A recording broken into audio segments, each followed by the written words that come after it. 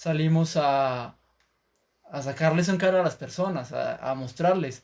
Ustedes están reclamando en una marcha, en unos espacios, sobre que están siendo injustos con ustedes, que se están cometiendo algún tipo de crimen incluso frente a la dignidad de las personas, que les van a poner IVA a productos básicos de la canasta familiar, como llaman, y aún así usan a los animales y se burlan de los animales, de las víctimas, y les parece gracioso ir y tomarse unas fotos con animales empalados, como simbolizando que es lo mismo que le va a pasar a Duque, porque es que a Duque lo comparan con cerdos, porque tiene ciertos rasgos que se pueden caricaturizar y asemejar al de un cerdo, y el animal sigue teniendo toda esa carga negativa de que es algo despreciable y se compara con ese tipo de humanos.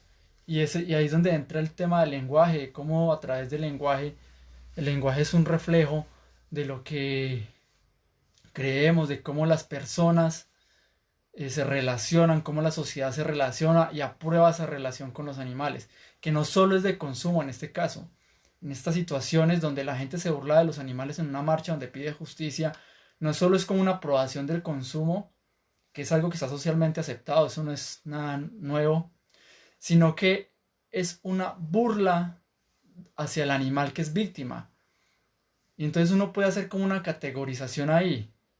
Por un lado está lo que generalmente se acepta, que es la explotación de los animales.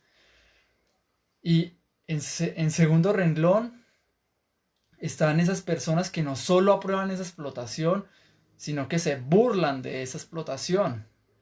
Y está totalmente retractado en que una persona lo hicieron y un conjunto de personas, la masa, aprueba ese tipo de burlas. Y uno se puede hacer muchas preguntas alrededor de por qué sucede ese fenómeno. Y claro, llegamos los veganos, muchos de manera despectiva, a decirle, claro, es que como usted no es la víctima, como usted no es el que está siendo asesinado, empalado, le parece burlesco eso. Y no solo eso, sino que, sino que son personas que están supuestamente conciencia, con cierto grado de conciencia social. O sea, no es cualquiera por ahí que está acomodado. No es cualquiera por ahí que está simplemente mirando cómo sobrevivir o mirando cómo justificar la explotación animal, sino que son personas que se supone que son con conciencia social. En las pasadas marchas, esta vez no se puede por el lugar donde vivo y no se puede porque pues ya no estoy en Bogotá.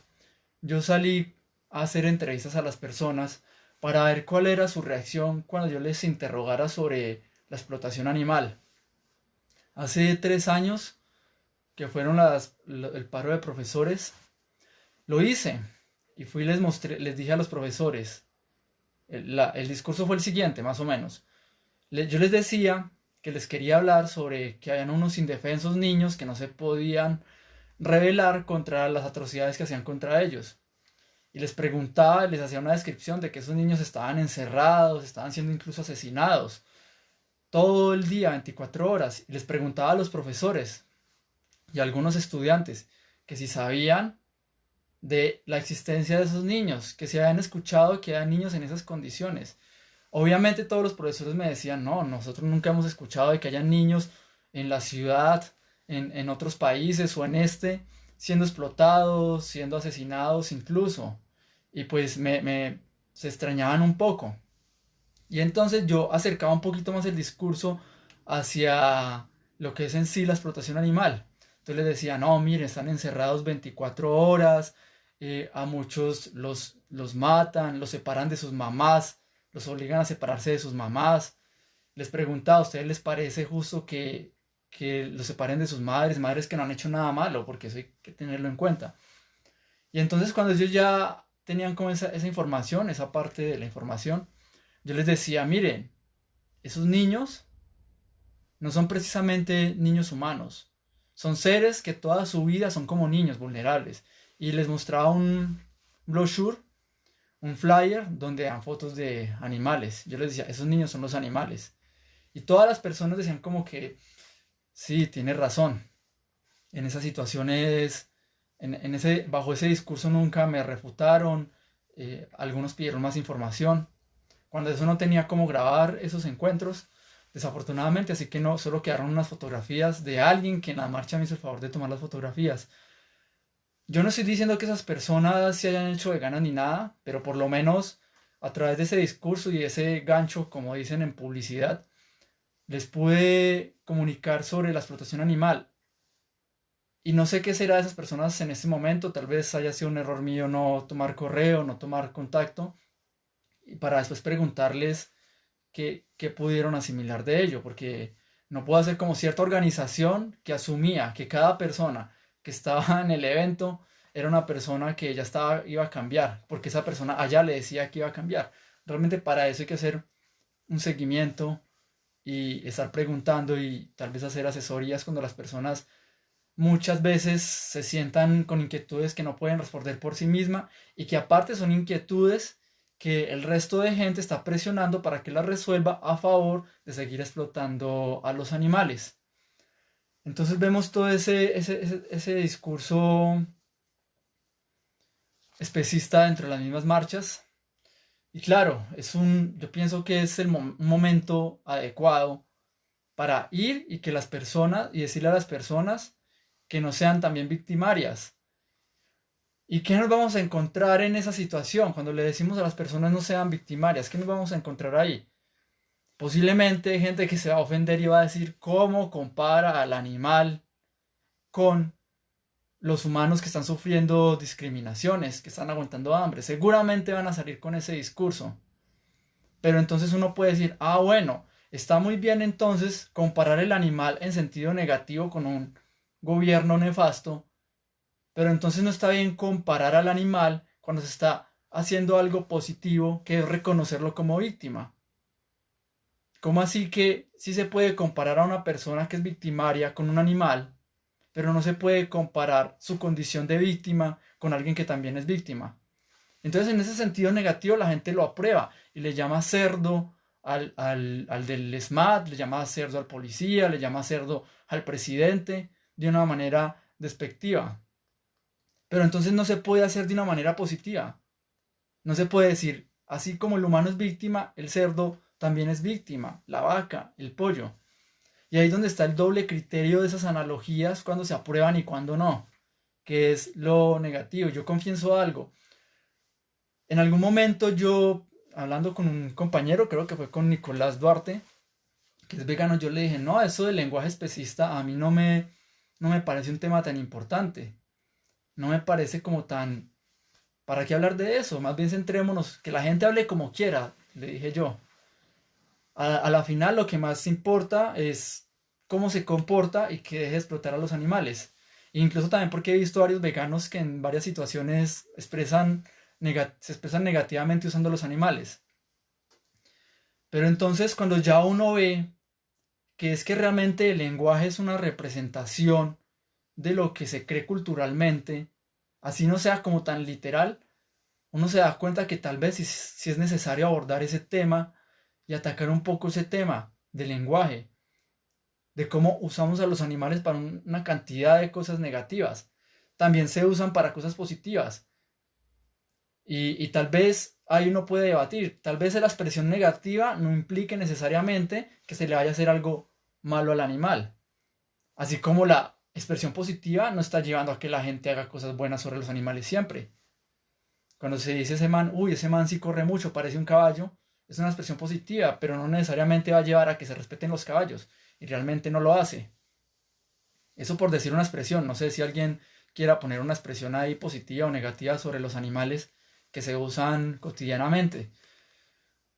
Entonces, yo realmente ver inclusive también a esos influencers políticos que están muy de moda actualmente, que de hecho yo veo con frecuencia, y que también usan términos negativos para referirse a los congresistas, como esas sí son muchas ratas, por ejemplo, y referirse a los animales, a los congresistas como ratas, me parece que es una de las expresiones que sí representa más ese especismo, porque pues, primero se ha demostrado que las ratas generalmente, no sé qué ha pasado, pero generalmente siguen siendo muy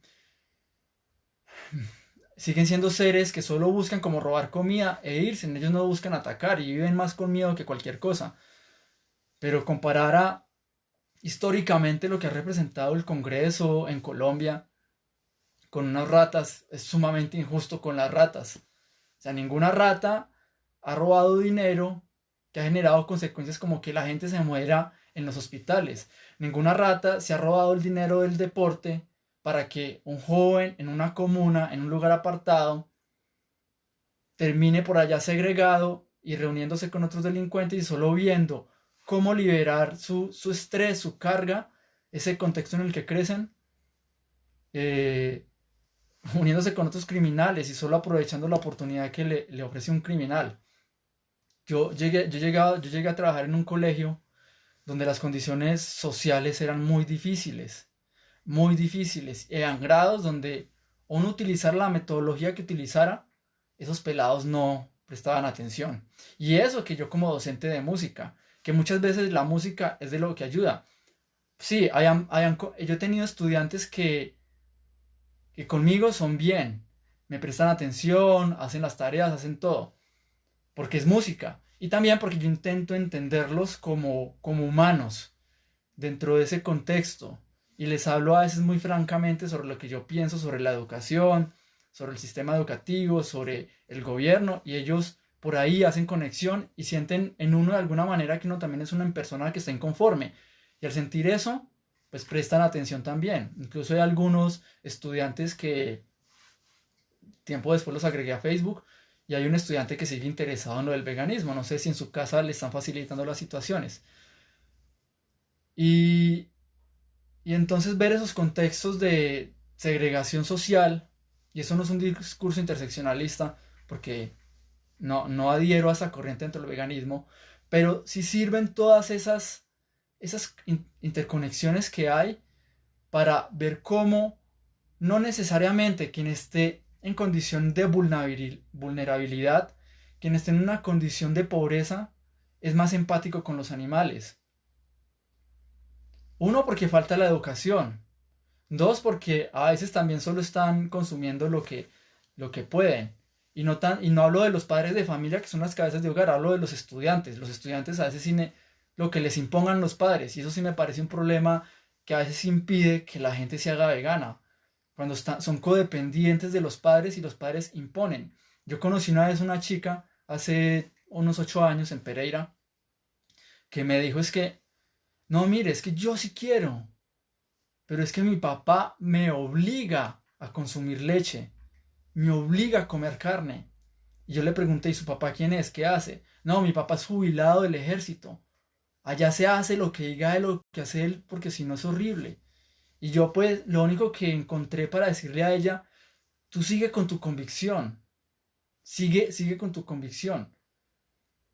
El día que tú puedas, pues rechazas todos esos productos. Igual habla con tu papá y sigue. Pero si hoy llegas a tu casa y tu papá te obliga, no sé qué medios usa, te obliga a consumir leche, yo no voy a dejar de considerarte vegana.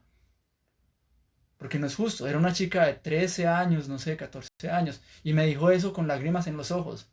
Y en lo que yo pueda ayudar, pues, no sé, escríbeme algo. Realmente, pues, perdimos conexión desde esa época.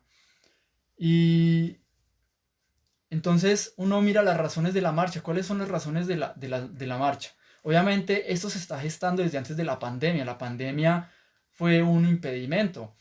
Y claro, los conspiranoicos han aprovechado para decir que la pandemia es un invento de los gobiernos mundiales. Se pusieron todos de acuerdo con los médicos, con los epidemiólogos, según ellos, para frenar las marchas en el mundo, sobre todo en Latinoamérica, que era donde estábamos despertando después de décadas de letargo, que era algo que yo veía desde hace tiempo, que la gente no reaccionaba, pero ahora sí se estaba viendo reaccionar y desafortunadamente llegó la pandemia y eso sí mermó las marchas. Y ahorita entonces resulta ese conflicto de o salgo a marchar y tal vez me infecte, tal vez se me pegue el virus, pero bueno, también hay como estudios que dicen que al aire libre es como más difícil, pero es que una marcha es una aglomeración. Pero mientras está ese discurso, uno ve también, por ejemplo, acá en Bogotá, que la gente está aglomerada en el Transmilenio. Un momento que se me fue la luz.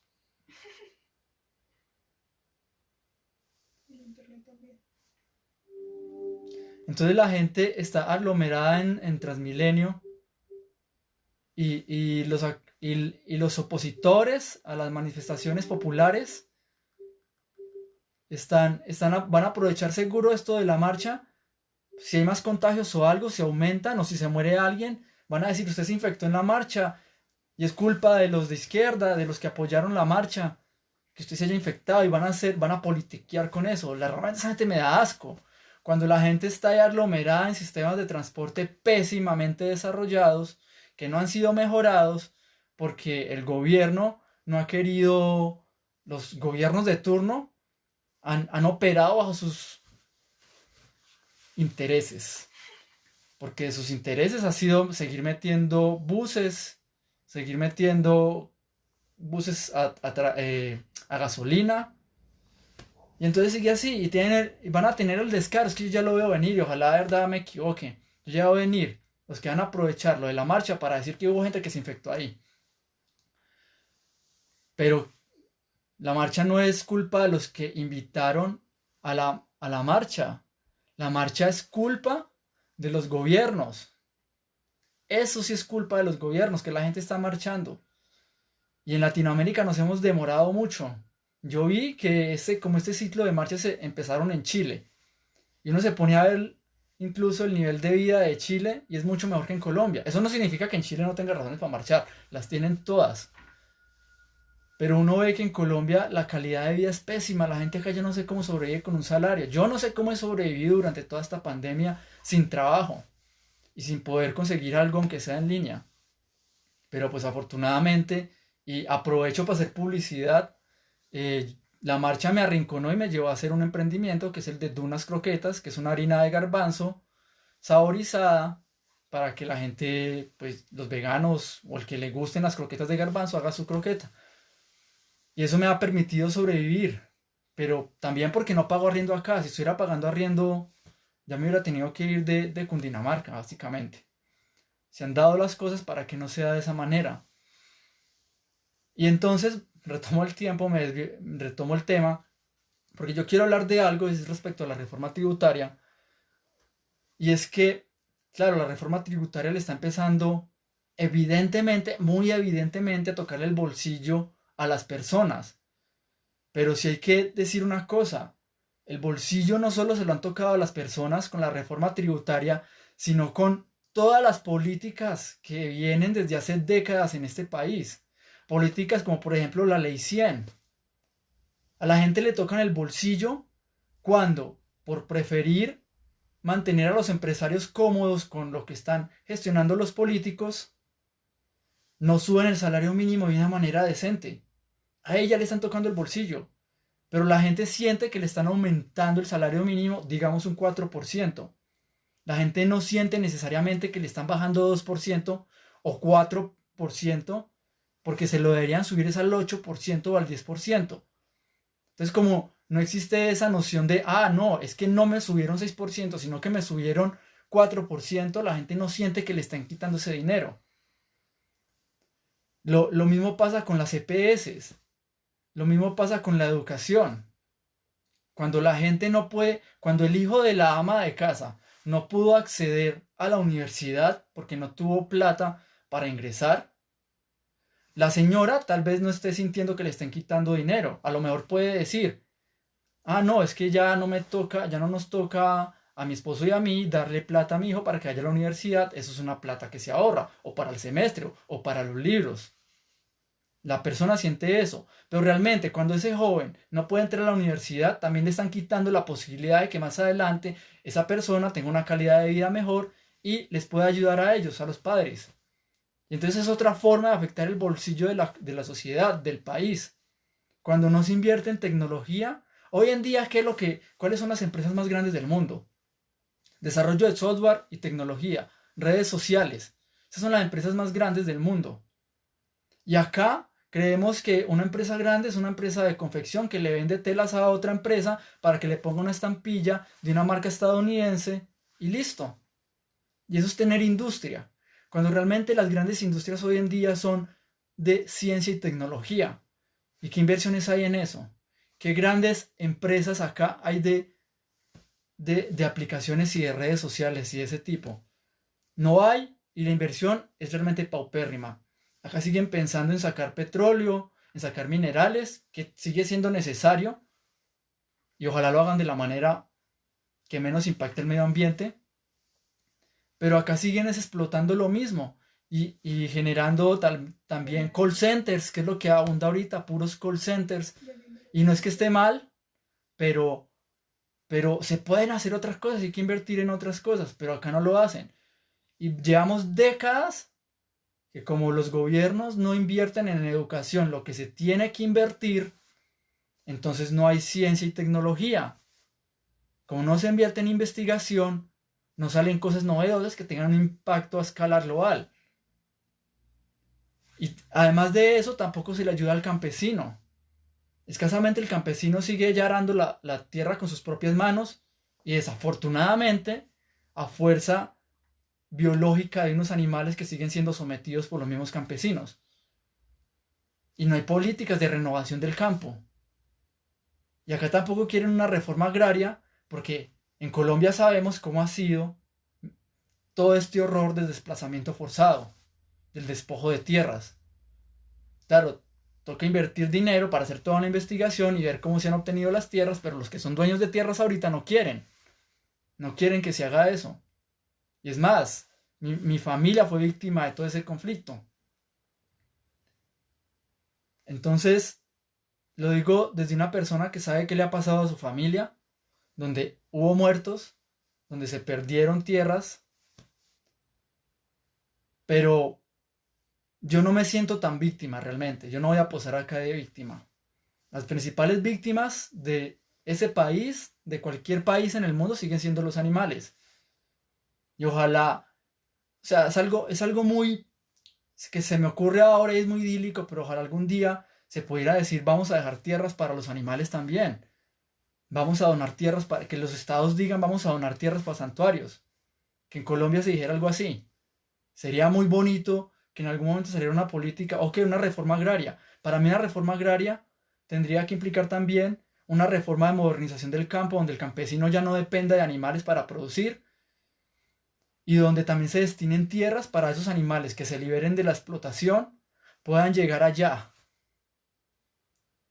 Porque mucha gente dice, salen con la falacia típica de, no, y si todos nos volvemos veganos, ¿qué vamos a hacer con los animales? Yo no voy a ser vegano porque es que si todos nos volvemos veganos, ¿qué se va a hacer con todos esos animales? No, qué pesar, es mejor que sigan viviendo ahí. Y eso es muy falaz, o sea, realmente lo que debería ser una sociedad vegana es coger, destinar tierras para que los animales vayan allá, destinar cuidadores, pagarle a esos cuidadores para que se dediquen a esos animales, buscar donantes también para que ayuden al sostenimiento y hacer un sistema realmente político que ayude a los animales. Y pasa lo mismo.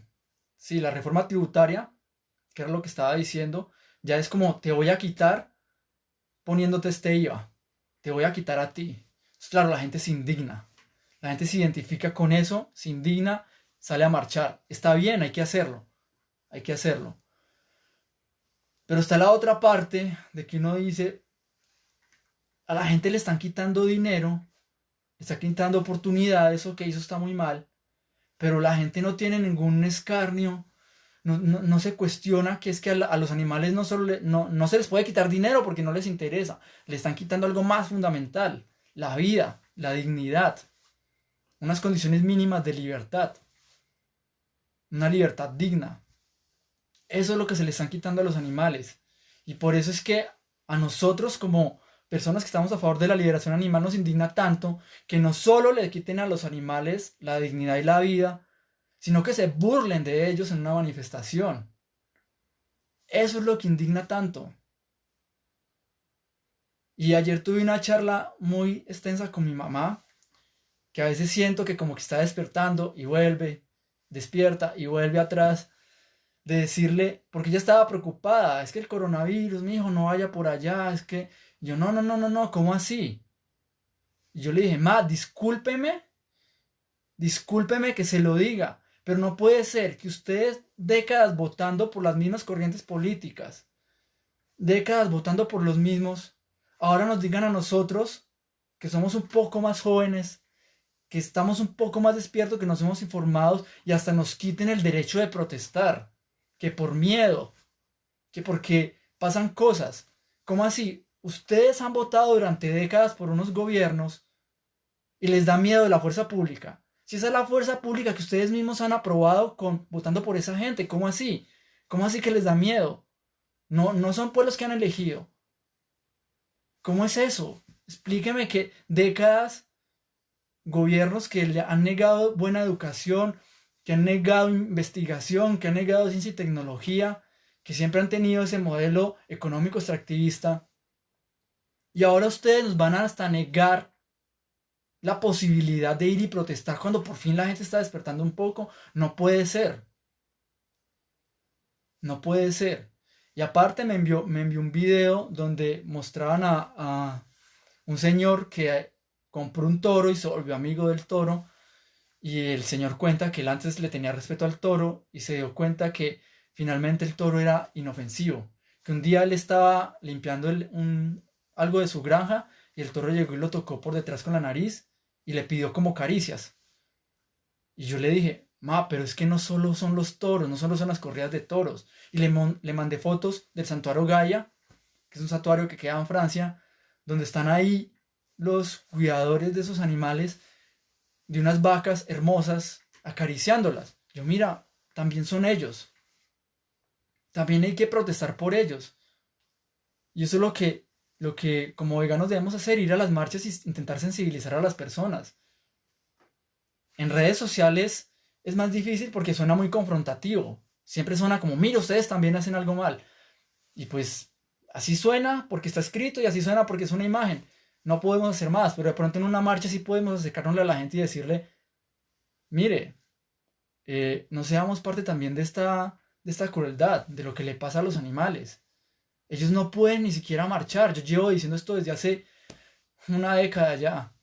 Los animales son las únicas víctimas en la historia que realmente no pueden organizarse para salir y protestar frente a un congreso, frente a unos legisladores a pedir que por favor los liberen y dejen de masacrarlos. Son los únicos que no pueden hacer eso. Porque ni modo de decir, o sea, los niños humanos tampoco pueden, o los discapacitados mentales, pero tienen una representación por especie mucho más fuerte y ya está consignado en leyes.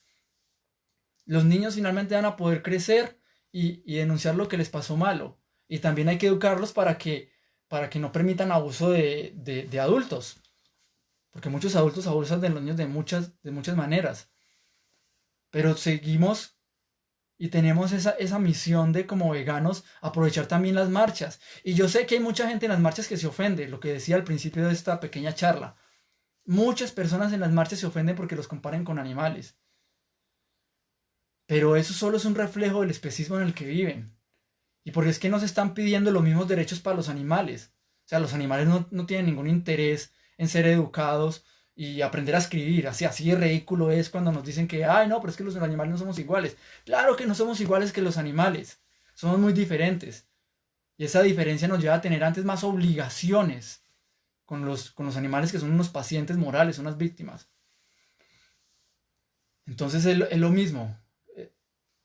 La gente siente que los tocan, que los vulneran a ellos y hacen cualquier cosa. Pero llegan a burlarse también de los animales. Entonces hay que luchar con varias cosas. Uno, con ese doble criterio de las personas. Intentar sensibilizar a las personas sobre ese doble criterio. Dos, pues mirar hasta qué punto el lenguaje realmente está reflejando ese especismo. Que el lenguaje no es solamente una cosa metafórica, representativa del odio hacia alguien, sino que también representa ese odio hacia los animales. Y tres, que ese estado de indefensión total en el que están los animales como niños. Los animales son unos niños todo el tiempo, toda su vida. No tienen una condición cognitiva que les permita defenderse. Y bueno, ver que incluso no solo la persona de a pie que sale a marchar por presión social, por comportamiento de grupo, sino también ver, por ejemplo, muchas feministas, gente que lee sobre violencia de género, gente que también lee sobre, por ejemplo, sistemas de administración social y gubernamental diferentes al capitalismo, como el comunismo, como el anarquismo, que también son igual o más especistas. Es gente que tiene una educación, filósofos que hablan sobre crueldad, sobre dolor, sobre la experiencia del dolor, neurocientíficos que también son especistas. Yo tuve la oportunidad, yo cuando estudié música, a mí me gustaba sentarme a hablar con gente que estudiara filosofía y con el mismo decano de filosofía. Hicimos charlas con un amigo que es filósofo en la escuela de filosofía, se llama allá. Y en esas charlas, con filósofos, con gente formada, salían con las mismas cosas que la gente del común. Los filósofos con formación académica, yo por ejemplo que hablo tanto de intentar hacer un activismo racional, he visto cómo la gente que es racional, la gente que estudia filosofía, la gente que estudia ciencias políticas, sociedad, también sale con las mismas falacias que el señor de la tienda, que los familiares míos, que mis amigos, las mismas falacias, los mismos, ¿qué vamos a hacer si todos se vuelven veganos? Las mismas cosas. Y entonces yo ahí sí me pregunto, ¿qué le pasa? O sea, si estás estudiando lógica, estás estudiando filosofía, estás estudiando a Aristóteles, estás estudiando a Hegel, estás estudiando una cantidad de filósofos que hablan también sobre la lógica, sobre la reflexión, y ustedes, señores académicos, me salen con las mismas cosas. Pues mire, señor académico, eso no es una forma de pensar lógica. Eso no es correcto. Usted, profesor, que me motivó cuando era joven a pensar, que me intentó sensibilizar sobre la precariedad social, también está siendo un victimario. Y no, yo no estoy negando su condición de víctima. Yo no estoy negando su indignación y que lo que usted hace sea justo. Por supuesto que no estoy haciendo eso.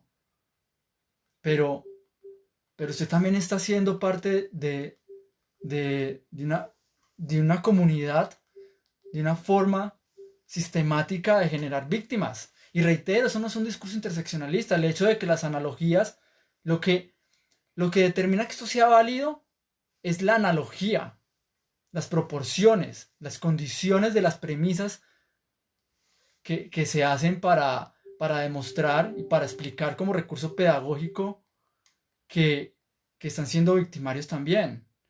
Y es más, o sea, para dejar de ser victimario y que o sea, la responsabilidad moral de esa persona no es salir a marchar necesariamente. Eso puede hacer parte, sí.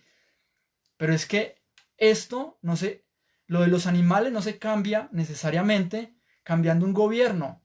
Eso es algo que la gente puede cambiar de una manera tan simple. O sea, y su responsabilidad moral es esa, como llegar a su casa, ir al supermercado y dejar de mandar productos de origen animal. Esa es la revolución.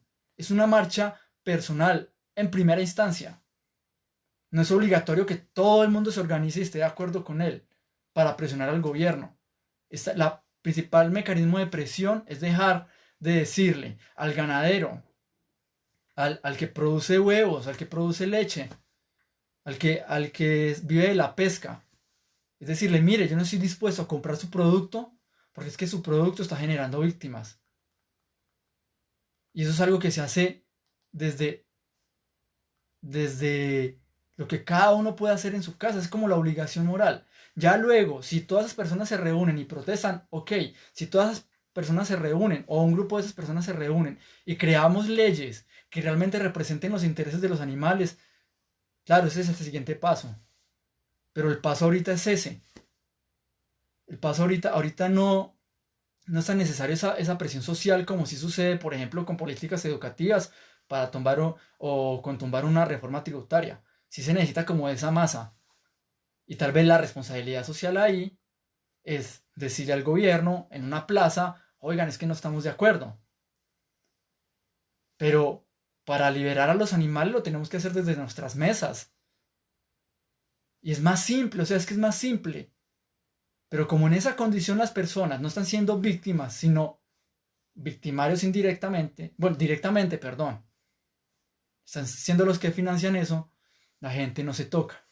No se toca el corazón, no se toca la razón, porque son las dos cosas. Voy a leer acá unos comentarios. Laura Isaura Macea. Valentina dice que los cerdos son preciosos e inocentes. Isa Laura Macea dice, o el decir perra es misógino y especista. Sí, yo creo que en esa situación sí se cumplen las dos condiciones. Es una forma de despreciar a la mujer por su condición y es una forma de despreciar a las perras, a las hembras a las hembras perro de esa especie. Lina dice muy abeja, muy zorro, para decir que una persona es inteligente, o sea, es positivo, pero también tiene ese lado negativo para decir que alguien es tramposo en el uso del lenguaje. Los médicos pidieron que marcháramos por ellos, porque justamente ellos saben que la gente no solo se muere de COVID, se muere de hambre, se muere de otras enfermedades. Claro, los médicos, aparte los médicos, son profesionales altamente calificados y son personas que en este país salen a ganar un poquito más de un salario mínimo en la mejor de condiciones, con prestación de servicios, contrato de prestación de servicios. O sea, es una cosa súper tremenda lo que le pasan a los médicos. Aferrarse a creer que no se han equivocado y justificar lo que han hecho mal, porque se niegan a estar en un error. Sí, eso es lo que hablaba en la charla pasada, y era que las personas se niegan a aceptar que están en un error porque se está hablando sobre su ética, sobre lo que está bien y lo que está mal. Entonces hay un sesgo ahí, como un metasesgo, de yo soy bueno, de yo estoy haciendo lo correcto, y eso pasa en muchos ámbitos de la vida. Entonces, pues el mensaje es seguir haciendo activismo, intentar hacerlo de manera inteligente, reconocer también que tenemos derecho a indignarnos. Yo estoy súper en contra de que en los grupos de veganos y vegetarianos se estén silenciando a los veganos. Así se indignen. Son los que le están dando voz a los animales. Y me parece muy irónico que un vegano esté silenciando a otro vegano, porque no estuve de acuerdo con lo que dijo un vegano o como piensa el otro vegano. Me parece súper irónico que sean los mismos veganos que silencien a otros veganos. Así yo no estoy de acuerdo con las formas, con las cosas que dicen. No estoy de acuerdo, porque para mí primero están los animales. Y es algo que llevo diciendo años en ese grupo de veganos y vegetarianos de Bogotá. Me parece súper injusto que nieguen al vegano, porque es él el que le está dando voz a los animales. Critiquémosle sus formas, discutamos sobre las formas de dar el mensaje, pero no vengamos a silenciar los que están a favor de las mayores víctimas de la historia. Hay que dar ese debate interno, sí, sobre las formas. A lo mejor no vamos a estar de acuerdo nunca en algunas cosas, pero yo no estoy de acuerdo con eso. Me indigna que lo silencien. Entonces, muchas gracias a los que se conectaron este rato, a los que participaron. Los invito de nuevo a que me apoyen, porque pues hoy en día estoy sobreviviendo con lo de las dunas, las croquetas con las harinas de garbanzo. Estoy sobreviviendo de eso y de alguna manera eso me permite estar vivo para poder seguir haciendo activismo. Y les agradezco mucho a los que me han apoyado constantemente en el activismo que hago. Y no, David, yo no dije que el grupo sea un despropósito. Lo que yo digo es que es un despropósito. Y usted sabe que yo no estoy de acuerdo con que en los grupos de veganos o veganos y vegetarianos silencien a los veganos. Podemos estar en desacuerdo con algunos principios, con algunas formas, pero yo no estoy de acuerdo con que silencien a los veganos en los grupos que se supone son para sensibilizar a la gente sobre liberación animal. Aleguen, discutan, hay desacuerdos, siempre los van a haber, pero yo no estoy de acuerdo con que silencien a las personas que realmente muestran, con sus errores y todo, estar a favor de los animales. Y hablo de interseccionalistas veganos, hablo de abolicionistas veganos, incluso los incluso los utilitaristas veganos, los que realmente no demandan productos de origen animal y están realmente dando una voz a los animales, no estoy de acuerdo con que los silencien. No se silencia al vegano, se silencia al especista, que no es vegano. Claro, hay que discutir al... eso es digno de una discusión. A mí me han silenciado de grupos veganos, como por ejemplo no estar de acuerdo con que llamen a un amigo estafador, y por esa razón me silenciaron de un grupo donde David, no sé si es o ha sido administrador, pero eso es un... Ya lo hicieron, ya me silenciaron allá. Bueno, tal vez yo sea especista para ellos. Ese es el problema de la discusión, Natalia, de a quién estamos llamando especista y a qué vegano estamos considerando especista como para silenciarlo. Entonces, yo les agradezco en serio por ser parte de los que le dan voz a los animales, por indignarse también, por intentar hacer algo. Sobre todo les agradezco por eso, porque somos muy pocos, estamos muy fragmentados, pero creo que en toda la historia de los movimientos que intentan demostrar una justicia, eso sucede. Y por eso es necesario el diálogo, el debate, pero también darle como lugar a esas personas que también están intentando hacer algo por los animales. Muchas gracias y pues hasta la próxima vez que haga un directo.